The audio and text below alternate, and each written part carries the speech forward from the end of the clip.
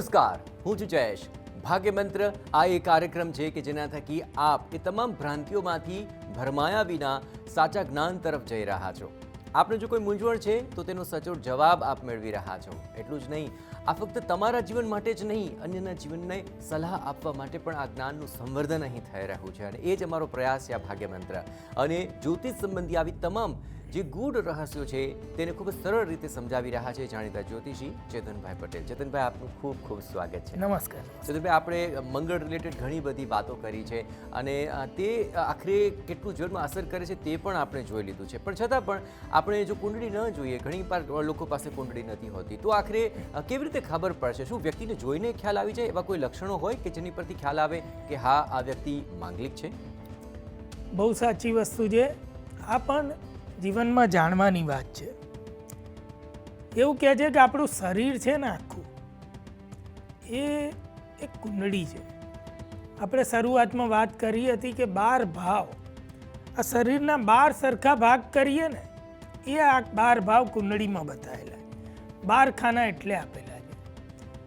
હવે એવું કહે છે કે આ મંગળ માંગલિક કે મંગળ દોષ કે માંગલિક હોવું એ એક નિશાની આપે છે. એટલે એને મંગળના લક્ષણો કહ્યા છે શાસ્ત્રમાં. ઘણીવાર કુંડલી હાથમાં ના લઈએ, કુંડળી જોઈએ પણ નહીં, તો પણ વ્યક્તિને જોઈ અને ખબર પડી જાય કે આ માંગલિક છે કે નહીં.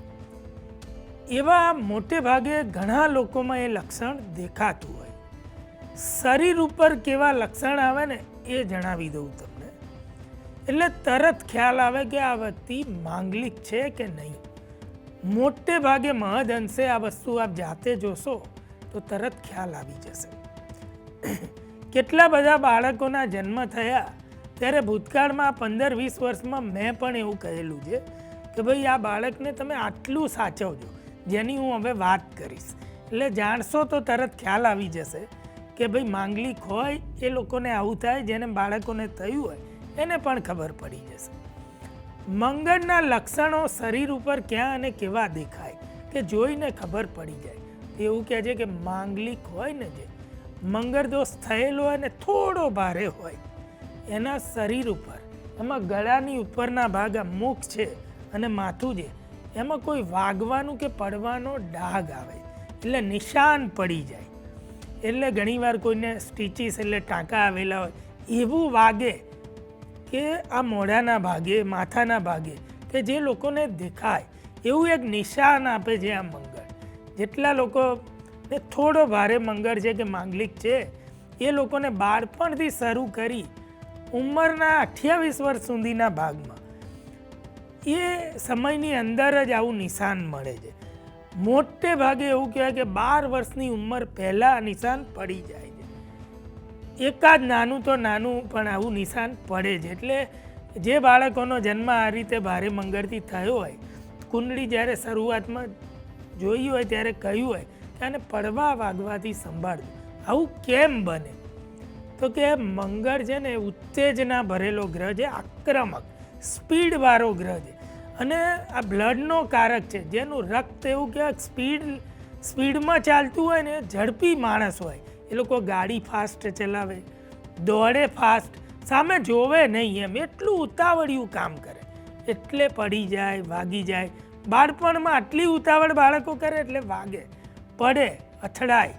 એટલે એના હિસાબે આવું નિશાન આવે કે જે ખરેખર ધ્યાન ના પડ્યું અને અથડાઈ જાય એટલે મોઢાના ભાગે નિશાન આવે.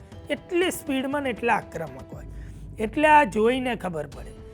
બીજું ઘણીવાર એવું કહે છે કે મંગળ જે આ રક્તનો કારક છે ને, લાલ કલરના, એ મોઢાની ઉપરના ભાગે તલ આપે કે એવા મોટા નિશાન આપે. ને ઘણીવાર એવું કહેવાય કે એકથી વધારે તલ જે મોઢાના ગળાના ઉપરના ભાગમાં હોય, કપાળ સહિત, તો પણ એ માંગલિક દોષની નિશાની છે. ઘણીવાર કોઈની આંખની અંદર લાલ તલ હોય, એવા પણ લોકો તમે જોયેલા હશે. એ પણ મંગળ દોષની માંગલિકની નિશાની છે.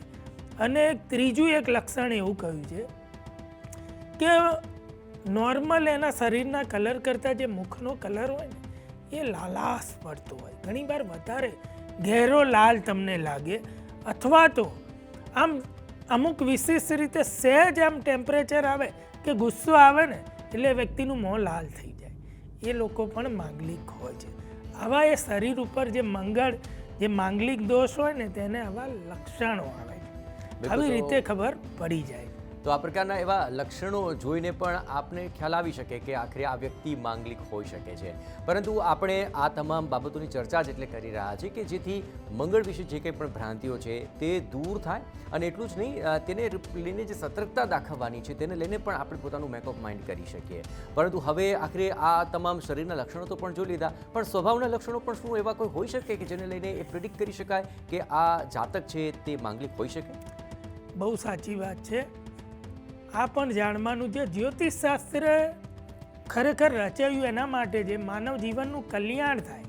પણ કેવું કે કેવળ તમારું ભાગ્ય કે નસીબ જોવા કે તમે કેવા છો એ જાણવા માટે નથી રચાયું, પરંતુ સામેવાળી વ્યક્તિ કેવી છે, દુનિયા કેવી છે, લોકો કેવા છે એ જાણવા માટેનું આ એક સાધન છે.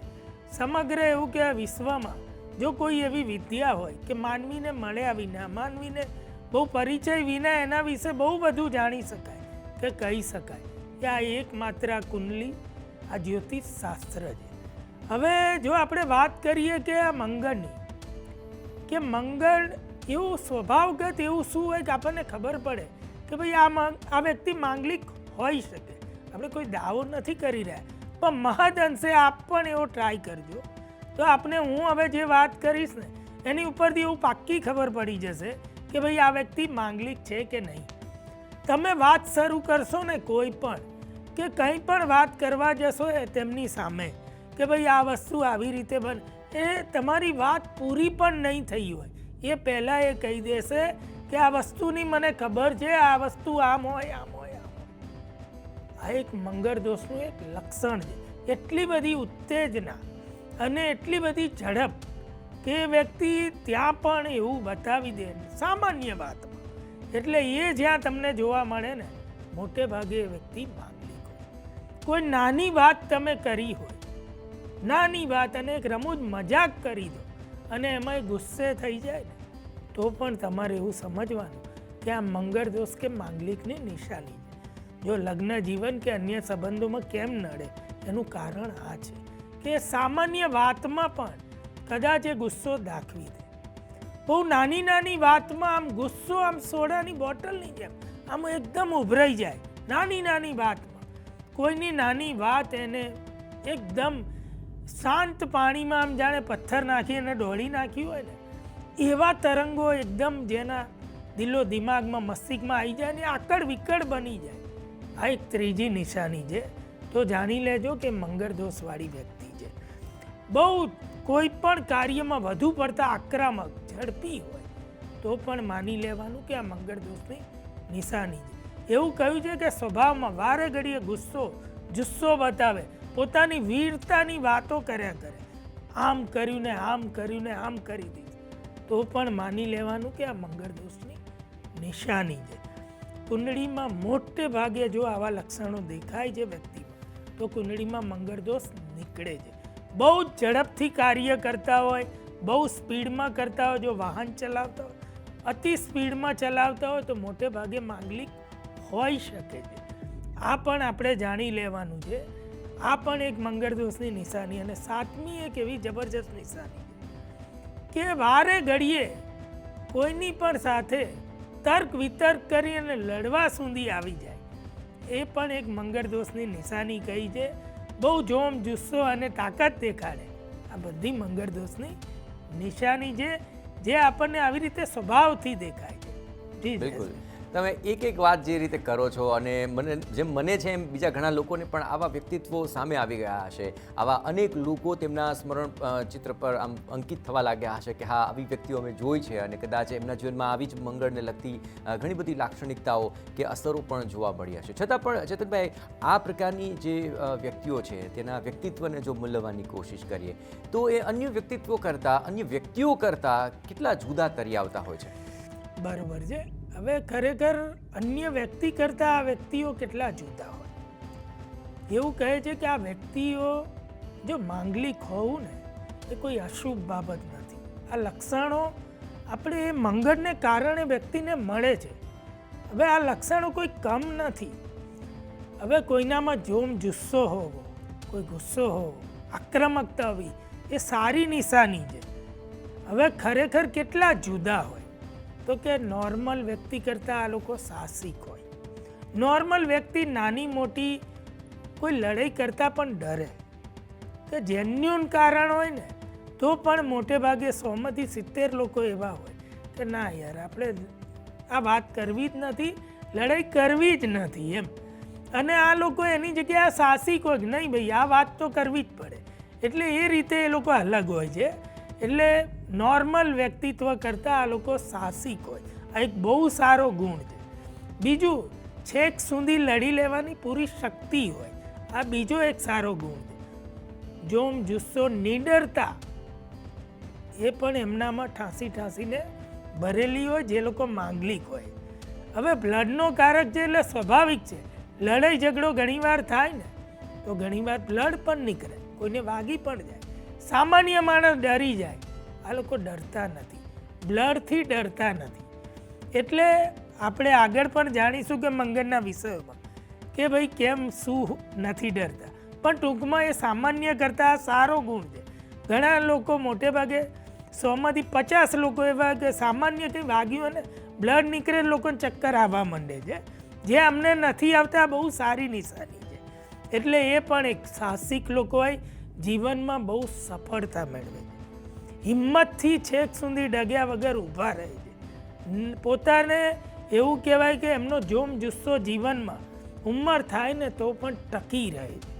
એટલે એ પણ એક જીવનમાં સાહસ કરે છે ને એ જ લોકો સફળ થાય. એટલે સમાજમાં જો એમ કે વેપાર ધંધા નોકરી કે અન્ય જગ્યાએ બહુ એવી જ્યાં હિંમતની વાત આવે ને એવી બધી જગ્યાએ આ લોકો સફળ થાય છે કે જે માંગલિક છે.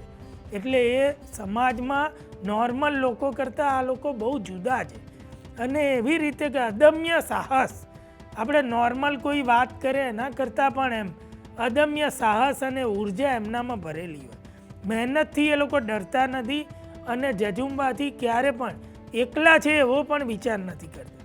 આ બધી રીતે એ લોકો બીજા બધા કરતાં અલગ છે. બિલકુલ, આપ તમામ જે વાતો કરી રહ્યા છો તેનાથી એક માઇન્ડસેટ ક્લિયર થઈ રહ્યું છે. એક તો જે માંગલિક છે તે માંગલિક ન હોય તેવી વ્યક્તિને પસંદ કરે, એના કરતાં જો માંગલિક હોય ને પોતે પણ માંગલિક હોવા છતાં સામેવાળું માંગલિક પાત્ર પસંદ કરે તો તેમને આ ફાયદા થઈ શકે છે, એ ક્લિયર થઈ રહ્યું છે. અને આખરે જેઓ માંગલિક નથી તો તેમને આવા માંગલિક વ્યક્તિઓથી કેવી રીતે સતર્ક રહી શકાય, પોતાના જીવનને આખરે કેવી રીતે સાચા માર્ગ તરફ લઈ જવાય, આ તમામ બાબતો સ્પષ્ટ થઈ રહી છે. ચેતનભાઈ, આ તમામ માહિતી બદલ આપનો ખૂબ ખૂબ આભાર. નમસ્કાર. તો આખરે માંગલિક હોવું એ આખરે તમારા માટે કોઈ હાનિનો સબ્જેક્ટ નથી, પરંતુ હા તેની સમજ ચોક્કસપણે રાખવી જોઈએ. અને ભાગ્યમંત્ર કાર્યક્રમનો આ જ ઉદ્દેશ્ય છે કે જ્યોતિષના આ જ્ઞાન થકી આપ આપના જીવનને વધારે સમૃદ્ધ બનાવી શકો, અંધશ્રદ્ધાથી દૂર રહી શકો અને સાચી સમજ સાથે આપના જીવનને વધારે સુખમય બનાવી શકો. ફરી મળીશું આવા જ વિષય સાથે. ત્યાં સુધી રજા આપશો. નમસ્કાર.